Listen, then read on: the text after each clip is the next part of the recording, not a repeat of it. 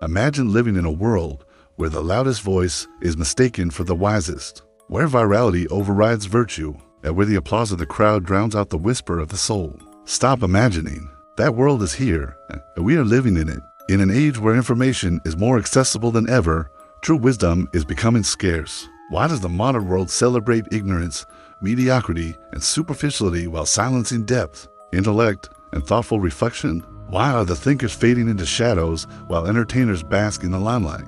In this video, we dive into a question as urgent as it is uncomfortable.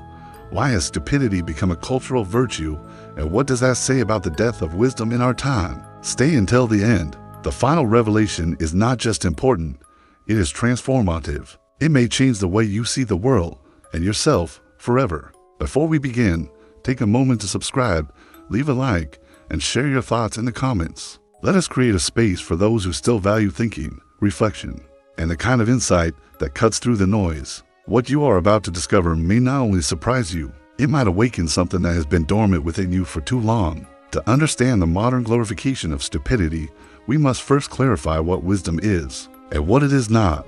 Wisdom is not raw intelligence, data, or even knowledge. It is born of humility, the quiet awareness of life's complexity, and the refusal to make shallow judgments. Wisdom is earned, not given, felt, not fonded. Yet our society has shifted its compass. We no longer value depth, we crave immediacy. We no longer revere the slow and quiet unfolding of understanding. We worship the quick fix, the viral quote, the bite-sized meme. Look at whom we elevate. Celebrities rewarded for controversy, not contribution. Influencers who profit from shock, not substance. Politicians who simplify to manipulate rather than educate. In this world, to be loud is to be heard, and to be reflective is to be irrelevant. The result is a generation drowning in information, but starving for wisdom. We see the decay in the breakdown of meaningful conversations, in the rejection of nuance, in how public discourse has become a shouting match instead of a search for understanding. Ask yourself, when was the last time a calm, intelligent conversation went viral? When did complexity stop being seen as depth and start being seen as a flaw? In the ancient world, wisdom was the highest virtue. The Greeks revered the philosopher, the lover of wisdom. Traditions across civilizations cultivated inner harmony and moral clarity.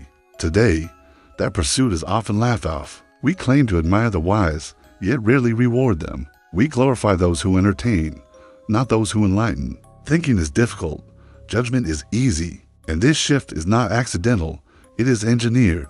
Media systems favor rage and oversimplification. Platforms reward impulsive reaction over careful consideration. Educational structures press for quick metrics, producing compliant performers rather than thoughtful citizens. What does this mean for us? If we want to think deeply, we must swim against the current.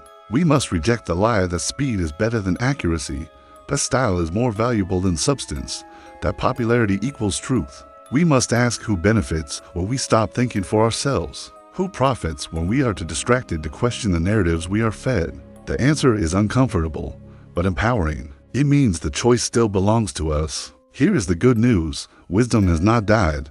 It has gone into hiding. Like a seed beneath the surface, it survives in the quiet, in unread books, in long conversations. In moments of solitude most people now fear, it survives in anyone willing to look inward rather than always outward. If wisdom is hidden, where did it go, and why did we allow it to disappear? Because we live in an attention economy. Your focus is the currency, and everyone is trying to spend it for you. Apps are designed to hijack your nervous system. News is crafted to provoke outrage, not understanding. Schools are pressured to produce quick results. There is no time to think, only to react. In such a world, wisdom becomes inconvenient.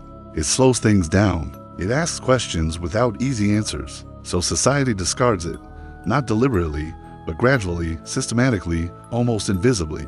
This is how stupidity is glorified, not through a grand conspiracy, but through a collective drift toward what is easy, fast, and gratifying.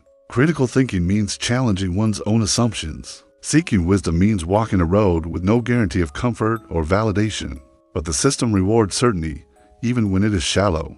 Public figures gain influence through frequency, not depth. Sound bites win over substance. Fame masquerades as knowledge, visibility as authority, and whoever yells the loudest is heard the most. Meanwhile, foolishness becomes funny, then acceptable, then invisible.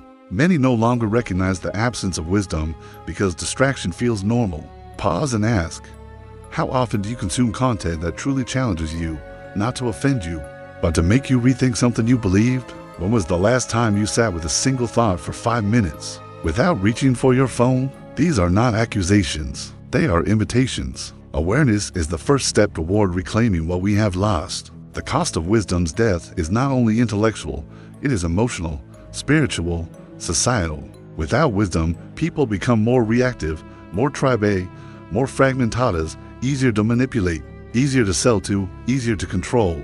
This is not a doom prophecy. It is a wake-up call, because the remedy does not begin out there, it begins within. So what can we do? First, reclaim attention. Treat your focus like a temple. Read more than you scroll. Think more than you react. Reflect more than you speak. Second, question what is glorified.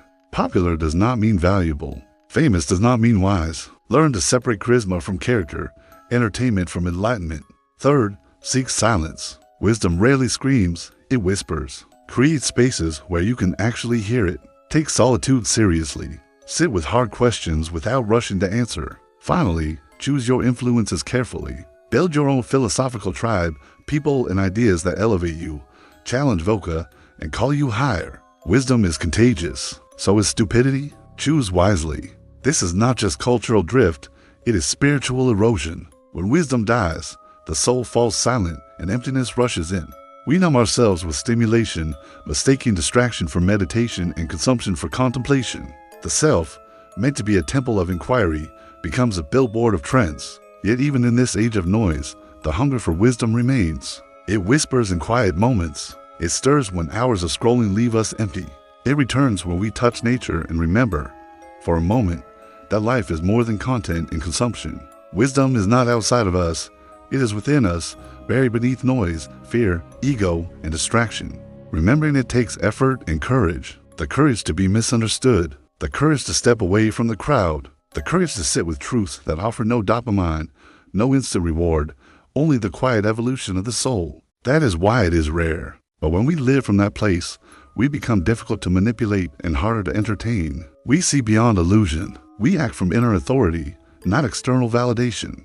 And that is precisely what this moment needs. The final revelation is simple. Wisdom is not something you find, it is something you become. Not hidden in ruins or secret societies, but in daily choices. In your willingness to question, in your courage to see, in your humility to change. The modern world may glorify stupidity, but you do not have to. Choose differently.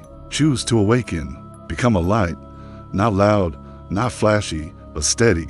Wisdom may not trend. It may not entertain the masses, but it endures. Remember, think deeply, live wisely, and never underestimate the silent revolution beginning within you now.